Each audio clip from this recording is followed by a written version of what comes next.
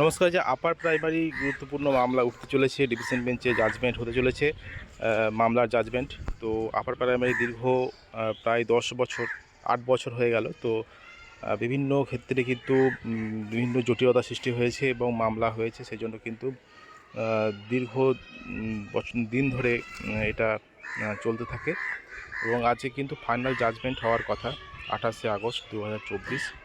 তো দেখতে পাচ্ছেন, তো এই জাজমেন্ট কি হতে পারে না হতে পারে সেটা জাজমেন্টের পরে বলা যাবে। তো যাই হোক না, কিন্তু কিছু তো একটা অগ্রগতি হতে চলেছে, এটাই কিন্তু ভালো দিক একটা। তো যাই হোক, যে দীর্ঘ প্রতীক্ষার পর উচ্চ প্রাথমিকের যে মামলা ছিল সেই মামলার জাজমেন্ট হতে চলেছে। হয়তো নিয়োগ হতে পারে, হয়তো অন্য কিছু হতে পারে, যে জাজমেন্টটা আসবে সেই জাজমেন্ট অনুযায়ী হবে। তো অগ্রগতি কিছুটা হবে, যাই হোক না কেন। তো এই আপার প্রাইমারি যে পরপর দুবার, একবার ইন্টারভিউ হয়, তার পরবর্তী সময় আবার সেই মেরিট লিস্টটা ক্যান্সেল হয়ে যায়, তবে আবার ইন্টারভিউ হয় এবং তারপরে কিন্তু একটা কাউন্সেলিং হয়েছে জাজ কোর্টের নির্দেশের ভিত্তিতেই, এবং তার পরবর্তী সময়ে কিন্তু আবার এটা মামলার ক্ষেত্রে আটকে গেছে। তো আজকে কিন্তু ডিভিশন বেঞ্চে কিন্তু মামলার জাজমেন্টটা আছে।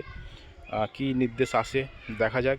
যে তো আপার প্রাইমারি হয়ে গেলে খুবই মানে ভালো একটা দিক আসবে, যে বহু বছর ধরে যে এই মামলা চলছে, আপার প্রাইমারিতে নিয়োগ নেই এবং স্কুলগুলি ফাঁকা।